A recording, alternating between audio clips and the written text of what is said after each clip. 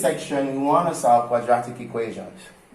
So let us say we have 3x squared plus 5x equal to 0 as our first example. One of the things that we have to remember that when we're solving quadratic equations, it must equal to 0. So we have to do everything to make sure that everything is equal to 0.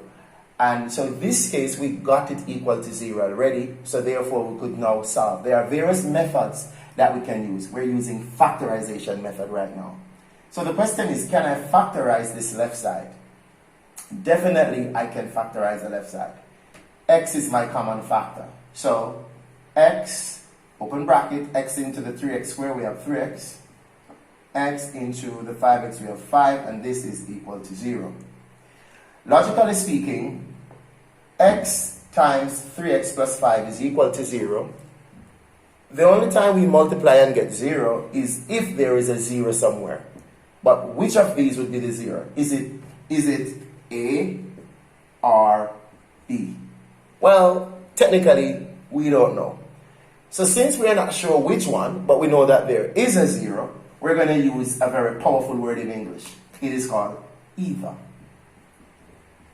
Definitely, we know that it's either x is equal to a 0 or it's 3x plus 5 that is equal to a 0. From here, we're going to use the balance method. We'll subtract 5, balance by subtracting 5.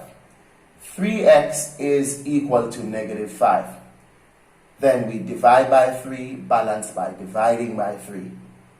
X is equal to negative 5 thirds. Here are our two answers. X is equal to 0 and x is equal to negative 3. That's just one example. Let's look on another example. What if I find myself with 3x squared plus 7x, and that is equal to 6?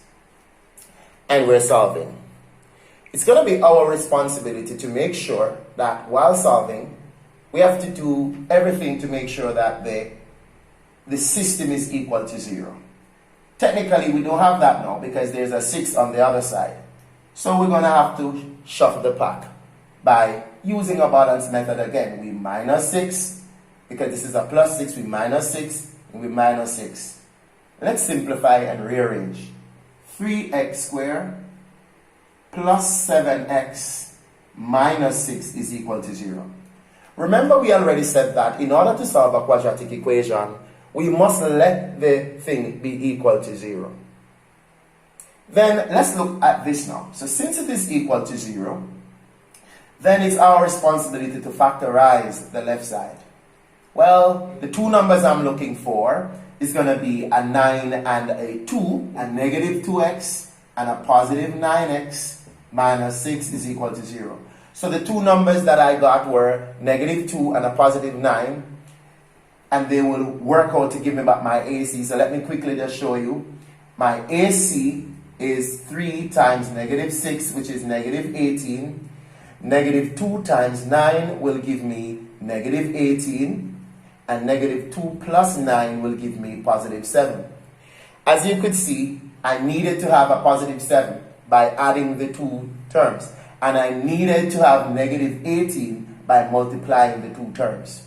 So the negative 2 and the positive 9 are exactly what I need to solve this problem. There it is. I'm going to factorize here by grouping. So x is my common factor. X into 3x squared is 3x. X into negative 2x is negative 2. Positive 3 is what I need because positive 3 into positive 9x is positive 3x. Positive 3 into negative 6 is negative 2, and that is equal to 0. 3x minus 2, and then we have x plus 3. And this is equal to 0. Now, as you could see, two things are multiplying and is equal to 0. At this time, we're going to use that magic word again. Either 3x minus 2 equals 0 or x plus 3 equals 0. I'm going to use my balance method. I'll add 2 to this side, add 2 to that side. 3x is equal to 2. And then I'm going to divide by 3 divide by 3. I could cancel. You could see that x is equal to positive 2/3. So x is equal to positive 2/3 there. Here, I'll just simply minus 3 and minus 3. X is equal to negative 3. Here are my two responses. X is equal to 2/3 and x is equal to negative 3. And those are my two answers. X plus 5 times 3x minus 1 is equal to 0. Well, technically, if I get a problem like this, then it's almost done because two things are multiplying to give me a 0. I am not going to expand this and make it more complex. I'm just going to solve. At this time, I have my factors. So I'll just say either x plus 5 is equal to 0 or 3x minus 1 is equal to 0. Here, I'm going to minus 5, balance method. X is equal to negative 5. This is one of my answers. I'm going to add 1. 3x is equal to 1. Divide by 3. X is equal to 1/3. And here is another answer. So, whenever you're solving a quadratic, you're going to get two answers. Alright? So, here are my two answers that I was looking for. So, definitely, I trust that that would have just helped you to have a little understanding of how to solve quadratic equation. Thank you.